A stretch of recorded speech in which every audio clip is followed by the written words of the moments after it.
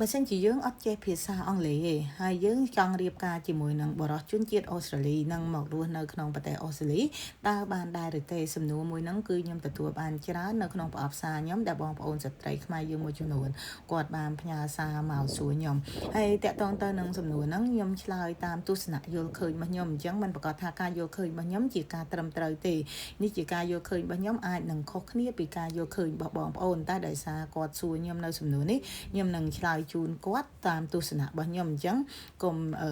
ចាប់កំហុសថាខ្ញុំឆ្លើយទៅមានការលើសលួសត្រង់ណាពួកអីសួរយោបល់ខ្ញុំឆ្លើយជូនអញ្ចឹងណាបើមិនជាយើងអត់ចេះភាសាអង់គ្លេសហើយយើងចង់បានដៃគូជាជនបរទេសនឹងមករស់នៅក្នុងស្រុកគេនេះបើមិនសួរយោបល់ខ្ញុំឆ្លើយថាអត់ទេធម្មតាទេក្នុងការរស់នៅរបស់យើងខ្ញុំយល់ថាប្តីប្រពន្ធពេលខ្លះយើងមិនចាំបាច់ចេះភាសាអង់គ្លេសច្រើនពេកទេតែយ៉ាងហោចណាស់ក៏យើងចេះនៅមូលដ្ឋានគ្រឹះដែរបានយើងអាចធ្វើការសន្ទនាបានហើយបើមិនជាយើងអត់ចេះសោះគឺវាពិបាកមែនទែនយើងមិនអាចប្រើតា Google Translate ចឹងរហូតបានទេយើងត្រូវការមានការនិយាយស្ដីបង្ហាញនៅមโนអារម្មណ៍បង្ហាញនៅចិត្តអញ្ចឹងណា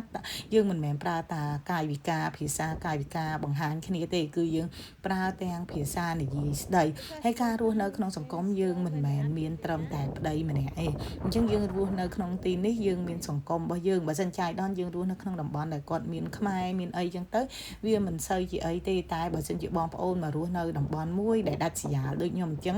គឺមានការពិបាកមែនតើហើយធម្មតាយើងមានសង្គមផ្ទាល់ខ្លួនរបស់យើងដូចជាយើងទៅផ្សារយើងចង់ធ្វើអីមួយតែយើងចង់ទិញអីវ៉ាន់ចឹងក៏យើងត្រូវសួរគេជាភាសាអង់គ្លេសដែរបើមិនជាយើងអត់ចេះសោះគឺវាអត់កើតទេនេះសម្រាប់ទស្សនៈខ្ញុំណាហើយបើមិនជាយើងថាយើងប្រើ Google Translate ព្រោះឯងការយើងស្គាល់គ្នានឹងយើងប្រើ Google ដែរអញ្ចឹងខ្ញុំចង់បើកវងកញ្ចក់កន្លែងហ្នឹងតិចថាបើមិនជា Google Translate វាអាច Translate វាអាចបកប្រែហ្នឹង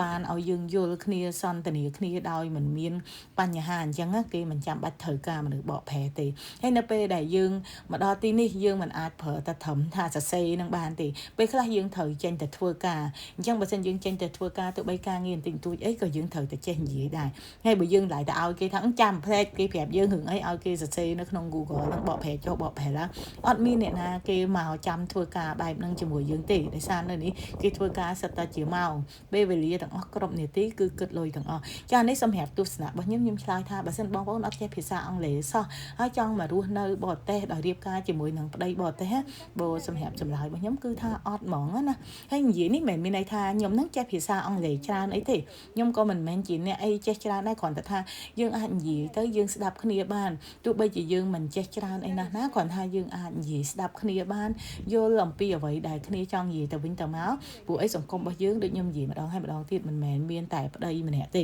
គឺយើងរស់នៅក្នុងប្រទេសគេហើយភាសាអង់គ្លេសនៅក្នុងប្រទេសអូស្ត្រាលីនេះជាភាសាផ្លូវការតែម្ដងហើយសម្រាប់វីដេអូនេះផងដែរបើមិនបងប្អូនចូលចិត្តកុំភ្លេចជួយចុច like share comment ខាងក្រោមវីដេអូទាំងអស់គ្នាណាចាសម្រាប់ពាក្យពេចន៍នៅក្នុងវីដេអូនេះបើសិនជាមានពាក្យពេចន៍ណាមិនសមរម្យក៏សូមខន្តីអភ័យទោសអរគុណជម្រាបលាជួបគ្នាវីដេអូក្រោយបាទ